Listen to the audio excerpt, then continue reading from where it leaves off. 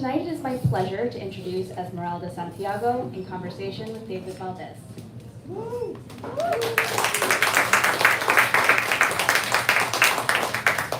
I'm sure you have noticed that we have an array of appetizers from Maná Escondido Cafe in the South End, generously provided by the Puerto Rican Festival of Massachusetts, our co-sponsor for the evening.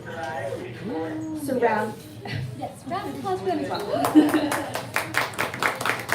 Founded in 1967, the Puerto Rican Festival of Massachusetts is a cultural organization that builds community across the Commonwealth through celebration, service, and the arts.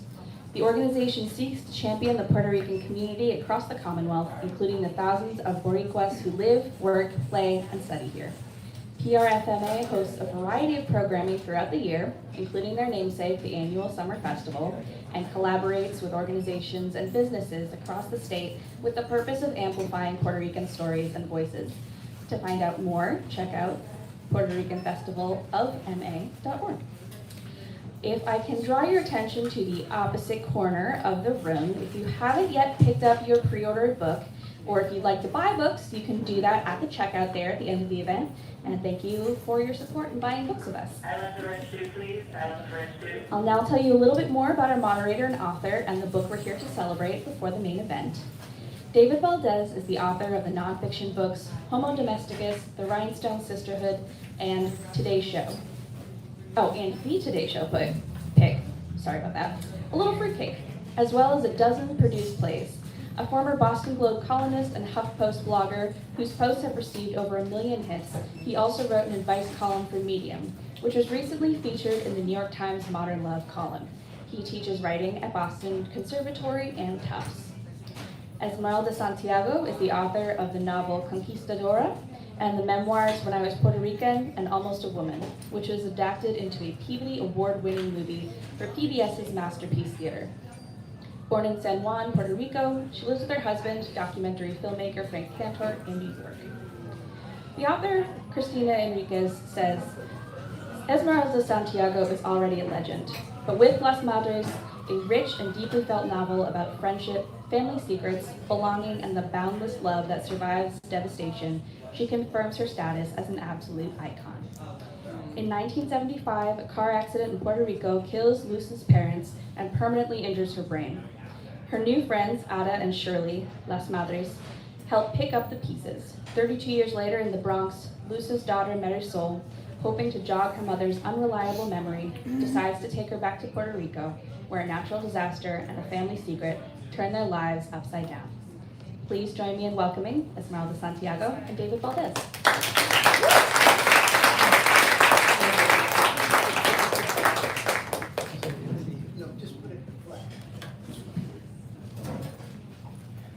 Hello, I'm so happy you all turned out tonight. I don't know if anybody else has had a chance yet to read this gorgeous book, but I can't wait until you do because it is gorgeous. It is really, really phenomenal. I read this book, I was telling Esmeralda earlier that I read this book and I was sad when I realized it was coming to an end, and I think that you'll probably feel that way too. One of the things about this book is that whether it is a short sentence or a long sentence, the craft is dazzling. It's just beautiful without it ever feeling tendentious. You know, sometimes a good book, you can feel the work, the gears turning, right? Not here. And I'm just going to give you a little tiny taste of a short and a long to give you a sense of what she can do. In each of the 78 Puerto Rican municipalities, walls crumble and roofs slump into homes or fly up into crazy patterns over the transforming landscape. Trees that have survived generations of the ravages of tropical storms and hurricanes challenge Maria's gales coming from the east, from the west, from the east again, from the west, gusts twisting the trunks, unscrewing them from their roots and dropping them atop vehicles, barns, schools, factories, restaurants, hospitals, middle-class homes, housing projects, and mansions into pools, ponds, creeks, brooks, and rivers, alongside roads, down the leafless hills, and into the flooding valleys. And she's just as good with something tiny like crying won't reverse time. So let's talk about this wonderful book. The title is Las Madres, but it's also tias, or titis, primas, at least one abuela, sisters. Talk about the relationships between the women and how that shaped the story. Well, they just kind of, I knew I wanted to write something after Hurricane Maria, because I've talked to my dad in the last few years before he passed. I was interviewing him, and I used to call him with a list of questions based on the history that I had been reading, because otherwise it would take 7 hours for him to tell me one story. So at this particular occasion, I asked him to tell me, he was like around 8 or 9 years old when San Felipe II, the hurricane in 1928, struck Puerto Rico and really devastated the island. And I had never imagined, he was almost 90 by then, and he became like a little kid. He just started experiencing what happened, and he described, how he saw it as a little kid. It was still so present, and the emotions were still there. And a couple of years after he passed, Maria comes along, and I realized this is going to be for everyone who was there, who experienced it. It's going to be in their minds, for the rest of their lives. And that's when I kind of decided I want to do something about Hurricane Maria. So do a lot of research usually before I start writing. I'm one of these people who writes themes down, stuff like that. But I didn't really know, what can I say? I wasn't there when it happened. There's a wonderful literature in Puerto Rico in Spanish, and a lot of the wonderful writers in Puerto Rico have written about this, having experienced it. But at the time that I started, no one had written it in English. So I said, okay, so then I'm gonna have to try it. And then these women appear out of some mist in my mind. 3 women in un rufo in the Bronx looking at the 4th of July fireworks. And immediately, Luz, Graciela, and Marisol are having a conversation and, goofing around with one another. And there's a lot of kind of sexy talk around them. And I'm like, who are these people? And what are they doing in El Rufo? And so the next few months was me asking questions of these characters until I began to understand that they would end up in Puerto Rico during the hurricane. That's why they were in El Rufo. They had no idea on July 4th, and on September 20th they would be there. And then it just evolved with all these questions I kept asking myself, and these images of them, doing their lives. It was really a fascinating and different process from my other books. So you have that, you just named 3 of the 5 protagonists, which is something I love about this book, is that we really have this collective of women as a protagonist. So you mentioned Graciela, and you mentioned Luz, Mariela. What about, where did Ada and Shirley come from? So Ada and Shirley appear, so Luz is in this car accident, and she's very, very much injured by this, and she's 15 when it happens, and so her grandfather hires a tutor, because she can't go to school until she's feeling better, and the tutor is Ada, and Ada is in a relationship with her grandfather's colleague in his accounting practice, whose name is Shirley. So now they're all Puerto Rican, but Shirley was born and raised in rural Maine. Ada was born and raised in Puerto Rico. Luz was born and raised in Puerto Rico. Graciela and Marisol were born in the United States. So they, to me, they represent, both sides of our community of Puerto Ricanos, half of us are here, half of us are there, and then we're like, you know, vamos y venimos, you know, it's a constant process of going or not going, but some of us don't go to Puerto Rico, and this is the case with Marisol. This is her first trip to Puerto Rico, and there she is in the middle of Hurricane Maria. And the girls in the story have separate relationships to their feeling of their Puerto Rican-ness, right? Like how Puerto Rican they are. Do they count? And that's something that a lot of people, especially if they're second gen, can relate to. I'm interested also in just the diversity of the women. So colorism in La Pinidad is a huge issue. And the book doesn't ignore that. There's a line that is great. The doctors in all shades of beige, right? But the characters themselves are actually more racially diverse than that. Yeah. This quintet of women are in different races and shades. They're also, they also span orientation. Yeah. So talk a little bit about inclusion in the book and how you decided, or if you decided that these were the characters. They're not decisions really in terms of I decide or I need a gay couple. You know, I don't think that way. It's just that, you know, so then I meet Luz, well, her grandfather introduces Ada to Luz, and then all of a sudden I'm like, who's Ada? You know, and so I then have to figure out who is she and what is she doing here and what's her life like and all these kinds of things. And then Shirley comes into the picture. So it was a very different process for me than my other books, you know, where I'm an outliner kind of writer, and I just like write very specific outlines, and I don't write like chapters or anything like that, but I always begin my books with what end, you know, where I want to be at the end. What's the statement at the end? Because beginning a book is really easy. You're a writer, you know how easy that is. Right, ending a book is really, really hard. And this is why so many people have, you know, 150 pages of their great novel, and then they can't go any further. Why? Because they don't know what happens in the middle. So I work backwards as a writer. I work with the end, and then I say, what is the big, big event in the middle?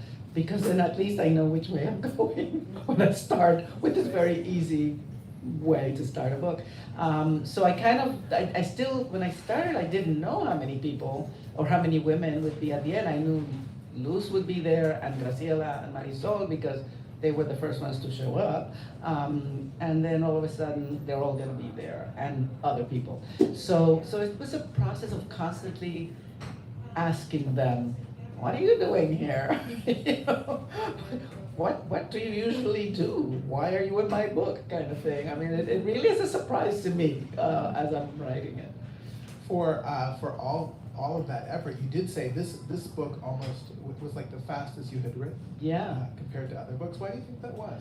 I think it's because I think because they were living already before I even realized that I wanted to write about them. They were ready to tell me their stories, and you know, Puerto Ricanos are wonderful storytellers. Like you put together Puerto Ricans and then like you know, constantly telling stories, and so I knew that these women would be talking a lot because we do, and I do, and then they talked a lot. I mean, they told me it's almost like dialogue, and so then my process then begins trying to change a lot of the dialogue into action and movement and story, because you know, I'm not a screenwriter in this situation. I'm a novelist, and so a lot of it was listening to their conversations, writing them down, and then trying to create and ask myself a lot of questions about what they've just said. Among the characters, so we have these 5 protagonists who are all marvelous, but the book is full of interesting smaller characters as well. I mentioned a character, Guela, who is a grandmother figure who is kind of spiky and complicated. The description that somebody says of this character is, for someone who talks to God so much, she doesn't get much joy out of him. But I love this character. I can see this character standing across the room, right, like this here. So I'm curious, was there a character that was most fun to write, or characters that surprised you? Well, she surprised me. I mean, when she appears, again, I'm a very intuitive writer in that way, and I was like, who is this lady? And why is she dressed like that? You know, I was just as surprised as Luz was, and as anybody who met her for the first time. And you know, but I just follow these threads because, you know, I've been writing now for a long time professionally, and one of the things I figured out is the biggest, messiest draft that I can finish is going to give me the most joy when it actually becomes a book, because the process of editing is so much more fun than writing.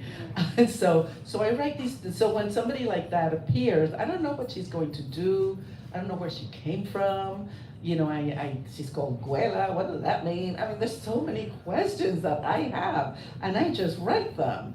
And so, you know, 700, 500, you know, 750 pages, 800 pages later, and I finish a very, very messy, disconnected draft, and then I read it and begin to pull out the things that belong to the story, and certain characters emerge, and some characters kind of disappear, and that's the most fun part, and I think a lot of it is because my professional life began as a filmmaker. My husband is here. We lived in Boston actually for many years, and and we were filmmakers, documentary filmmakers. And the thing about filmmaking at that time, and especially now with video, which is less expensive, is that you make a lot, you create a lot of images, a lot of you shoot a lot.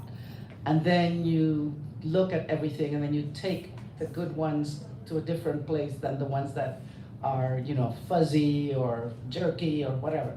So I write that way. I write everything always thinking that I'm going to then go back many, many times and take out the bad stuff. but also you find yourself taking out stuff that you love because it doesn't go with everything else that's there.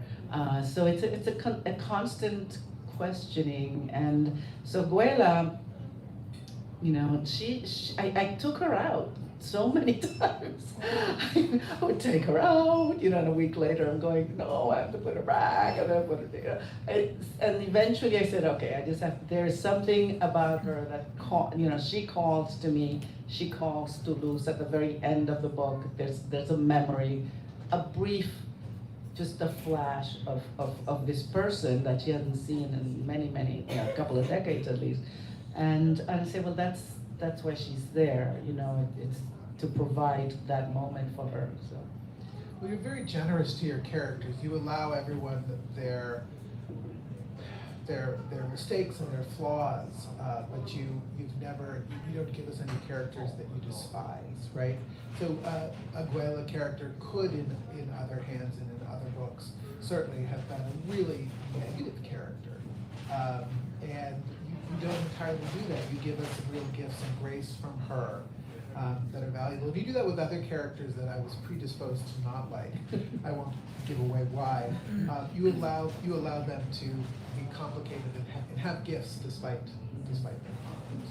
Right. Well, you know, maybe it's got to do with my age, and I just now know so many more people now than I knew when I was younger, and many of them have been in my life for decades, and so I now know people in a different way, you know, and I think people are complex, and even, you know, even the people, I don't hate anybody. There's a lot of people I dislike a lot,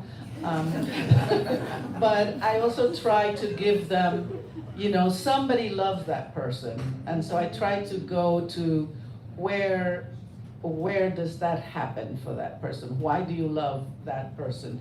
And then try to make them human and make them real, because it's a lot easier to just make it everything, you know, black and white, and they're all evil, and that's all good. No, you know, Guela is a religious nut, you know, that she is, but the thing is, you know, that she does not seem to get any joy from it.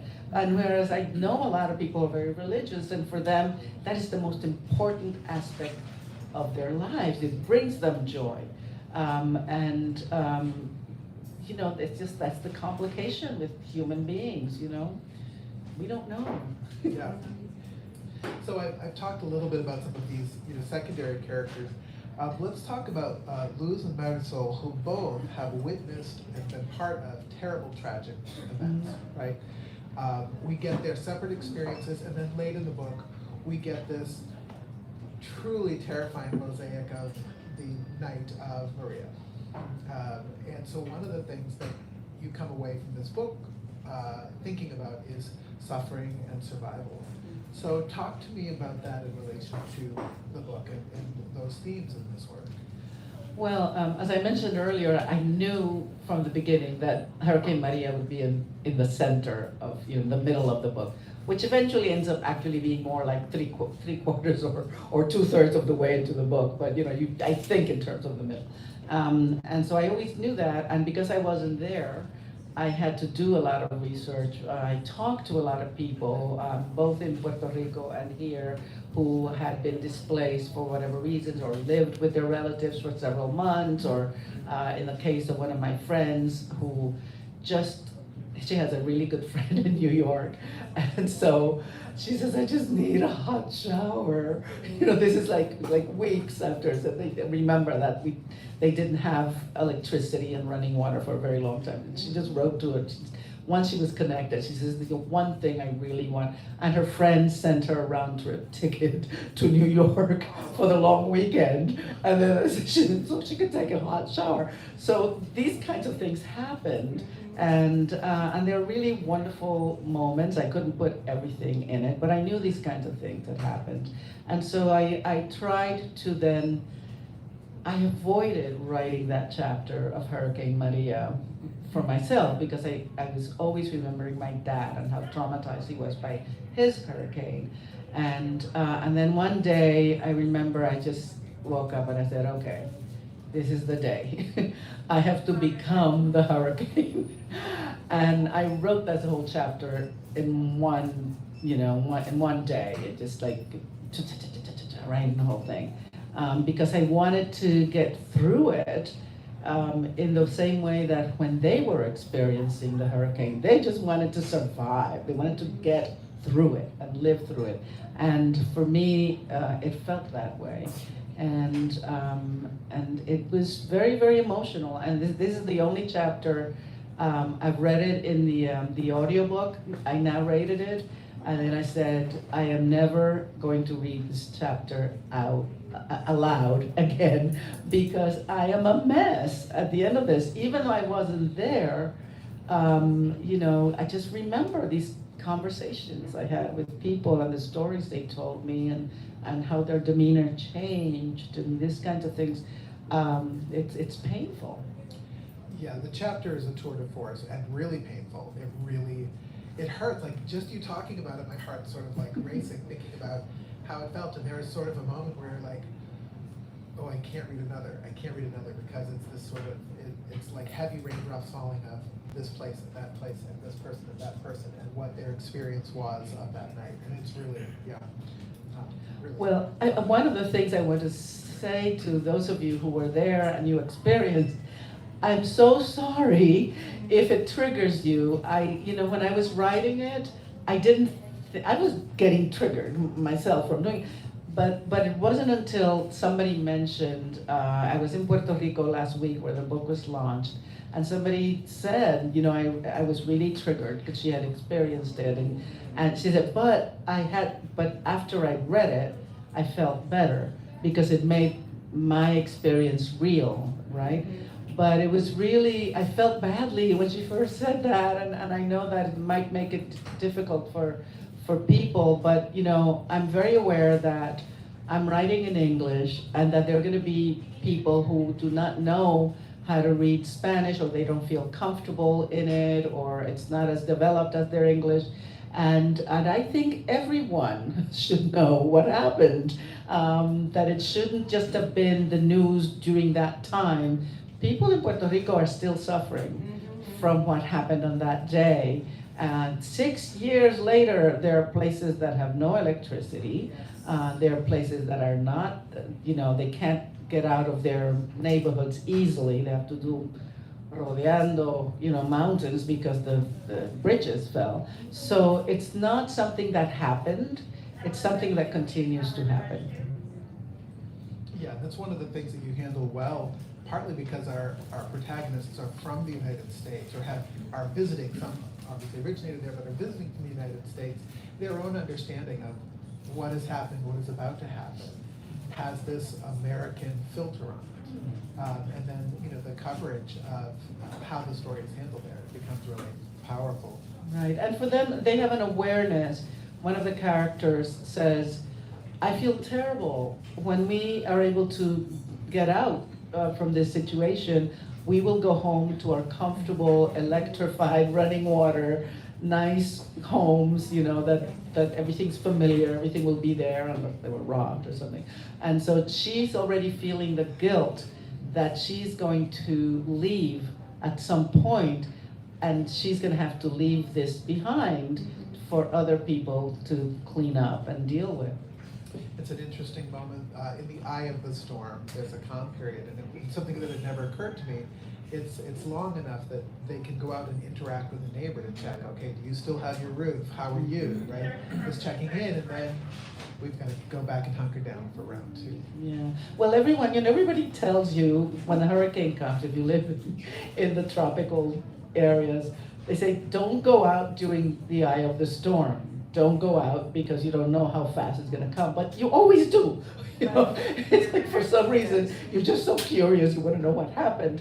And so I have experienced a hurricane as a little kid, and I remember you're not supposed to go out there, but they do. People just want to check and want to check on each other, and they want to check on their, whatever, the things that they have out there. And so everyone does, and then you see it, and then you don't see very much because the rain is still coming, but there's a certain comfort to try to see, the houses are, derrumbándose, but there's two walls there. There's something we are such optimistic people in Puerto Rico, in spite of all that, so many awful things constantly happening. There's always this sense of optimism and hope, and so even if you see something like that, you think, well, good, at least we're halfway through it, Let's talk a little bit about Luz's condition. Since her accident, Luz lives in a sort of eternal present. When she's herself, she does have these, I don't know how to say it, achaques? So there's a description, the unfairness of not owning her own memories. So other people are continually having to fill in blanks for her. And there are things, Marisol is always trying to piece together what was the past for her. Where did this come from? This comes, I think, partly because I had a stroke in 2008. And for a very short period of time, really a matter of days, I lost a little bit of, I just wasn't sure where I was and what was happening to me and so on. And so I think I had that sense of when you lose your memories, who are you? And so when she came to me as somebody who had a brain injury, and so my first question was, what happens to her memories? And I had wanted to write a book about memory because of that experience with my dad, how he held on to that very painful, scary time in his life. But with Luz, I was really curious about what happens to somebody who's not able to recover memory. How do you live without memories? You no longer have context for your own life. You don't know who you are, or you only know who you are briefly, and you depend on other people to tell you who you are. And that really had hit me very hard, because coming to the United States, una jíbara puertorriqueña, the first thing somebody told me here is, tú eres una hispana. And I'm like, whoa, what is that? You know, I didn't know what she was talking about. And there was this sense that the person that I was no longer the person that I was. Somebody else was telling me who I was.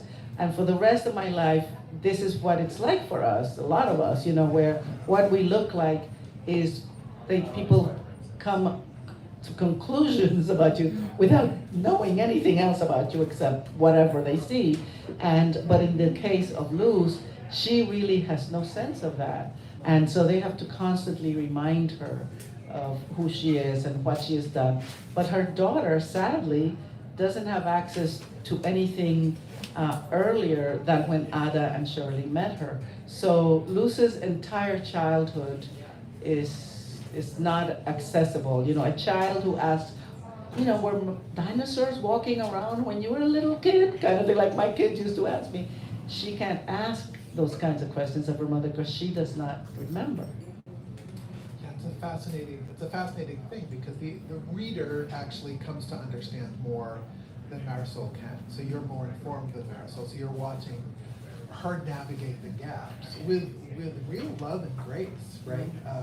If you have children of your own, parents and children, it's not always effortless, right? So you know, Marisol has this extra layer that she's wrestling with and handling beautifully. And that's why she's a nurse, you know, so she's grown up, her entire life has been taking care of somebody. And of course, you either develop resentment or you develop empathy in a situation like that from a little kid. And I think fortunately, she also was guided towards the way that would be the most helpful to Luz.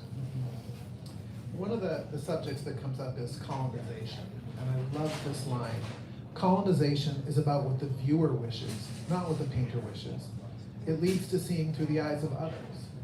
And you do use that a little bit analogously, but you are also talking about the fact of that. Can you talk a little bit about the Puerto Rican experience in that way? Well, you know, I think, you know, I read a lot of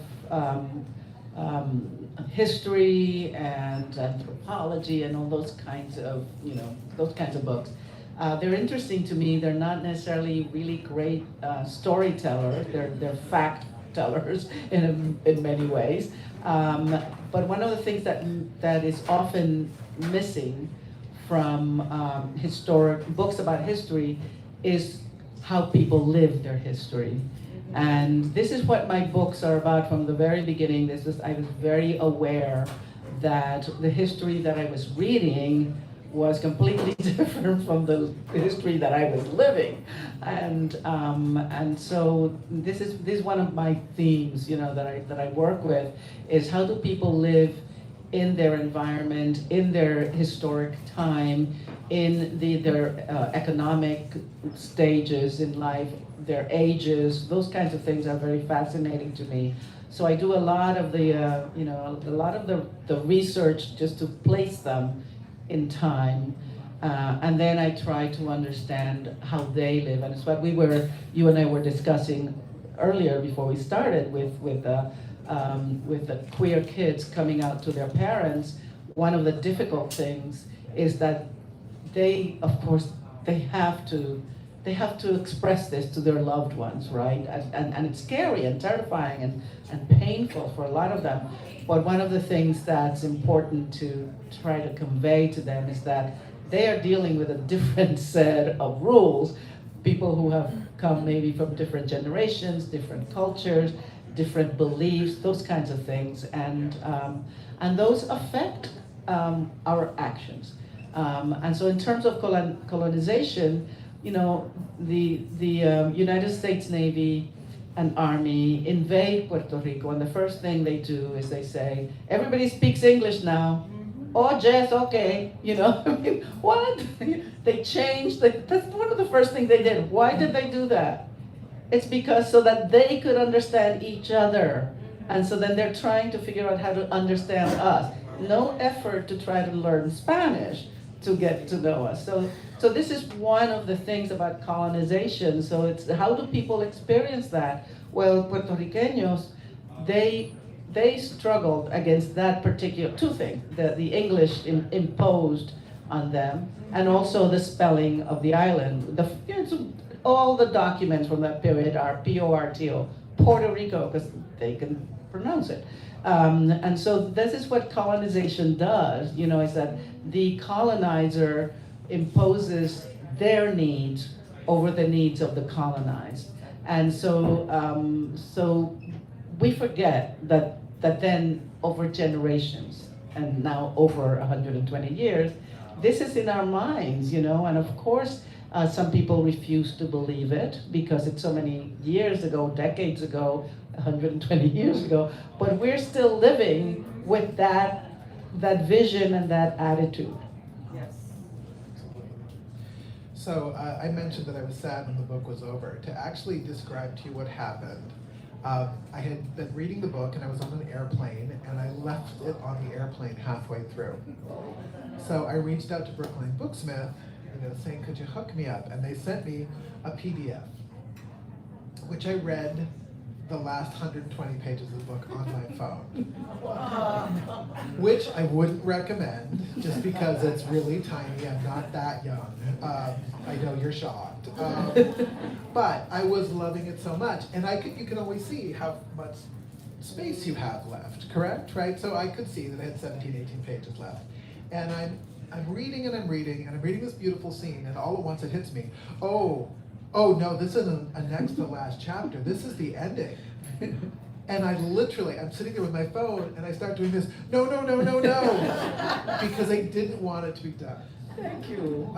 So having said that, then, the fair and terrible next question, I hate it when people do this to me. What are you working on next? I am about 50,000 words into my next book. And it is a novel. Yeah. Okay.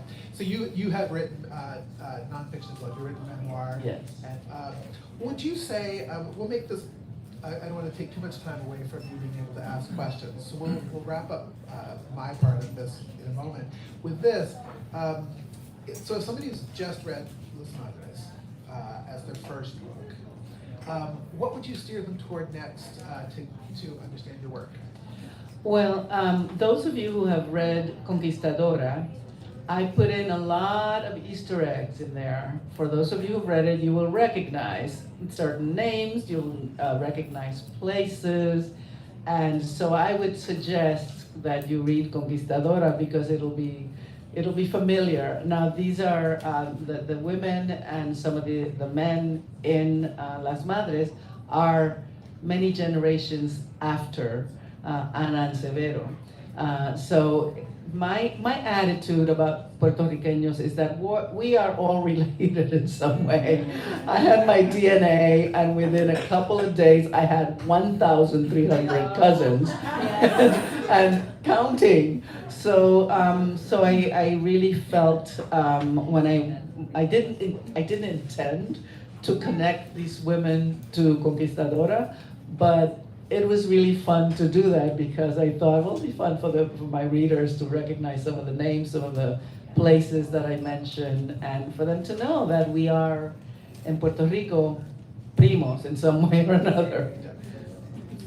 That's wonderful. All right. Well, I've got to ask a bunch of questions, and I'm guessing you might have one or two. So if you raise your hands, I'll try to get to as many as possible. If somehow we run out of time and I don't, maybe you could ask them when you come through the line and grab a book. But why don't we start here with the book? I'm curious that you write it in English. Did you translate the book, or did somebody do that for you? Yeah. Can I interrupt? Just remember, I'll repeat the question to make sure that everybody can hear it. So she is curious. She writes in English, but then wondering about, do you translate the book? Okay. I translated when I was Puerto Rican, cuando era puertorriqueña, and I translated America's Dream, El Sueño de América. And after that, I decided there are many wonderful translators, and I'm not getting any younger, and I have a lot of stories I want to tell. So it's a very time-consuming process, and I think there's also this, I have the attitude that I want to give work to people who need them when in fact they can do as good a job or better than I could. And the other reason is, I stopped learning Spanish in school when I was 13. And while I've maintained my Spanish vernacular, my Puerto Rican Spanish, by the way, in Spain actually they retranslated my Spanish translation into Castellano. So a lot of people don't know that. I was shocked when they told me. So I've just decided it's much better for me to keep writing new material when there's really wonderful writers. And also, none of my editors have ever been Spanish speakers. My agent from 30 plus years does not speak Spanish. I'm just surrounded by gringos. That's the situation. Yes. Can you tell us about Las Madres in your life that have inspired you? Can she tell us about the Las Madres in her life that have inspired her? Well, the big kahuna in my life is my madre, Ramona Santiago Sanchez, who continues to inspire me. She really is like my muse, None of these characters really are like her, but she really has a great weight in my thinking about women and the power of women. Even women like herself, she felt powerless, but she was very powerful. She raised 11 children by herself, 11, and none of us, all of us have jobs, have our own houses, have our own families. We are a huge success, much more than she even imagined beyond. And I'm talking about success in terms of our lives. None of us are like millionaires or anything. I need a car, by the way. So this is what she really is, like the big inspiration. And then I was raised by her and my grandmother and my titis and my amigas, of which some of them are here. I'm so thrilled that they're here, my Boston posse, that continue to inspire me, even though I don't see them as often as I'd like. Yes. I teach high school. I have all your books. I watch you YouTube in my class, and my students are always hooked on almost the one I have on YouTube. I teach ESL, so all my students are from other countries and can relate to your life. And they're always asking, Miss, did she make another movie? Did she do another one on another book? So here's my opportunity to ask, would you ever take any of your other work and turn one of those with Mr. Cantor into a PBS film?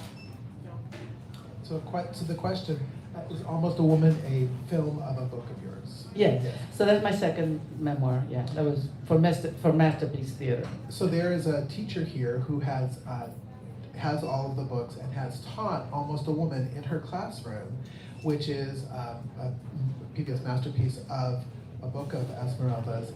And the students always want to know, will she have another one? Will she do another one? I probably won't do it because I do not have at least $10 million to make a movie with. So that's the first, But there have been, people have approached us with the idea of doing Cuando era puertorriqueña. Then there's a lot of flurry around Conquistadora. There's been a little flurry about taking the three memoirs and make it into either a film or make them into series. Or they turn out to be nothing really, because my husband and I are filmmakers. We know how to talk to people that approach us with these ideas. We know how to figure out whether it's real or not. My books, I'm not that I want to control it so much, but I want it to be done by the right people and people who have the same kind of commitment to making a film that I have to writing a book. So while there have been little nibbles, none of them except for Edward James Olmos and Sonia Fritz in Puerto Rico did America's Dream, and then they changed the title. So then these kinds of things are the kinds of things that kind of frustrate you, and you just really look at these things very carefully, and I've never really felt like anybody has really made me feel like these are the people to do it. But you never know. Somebody might come up and convince me. Other questions?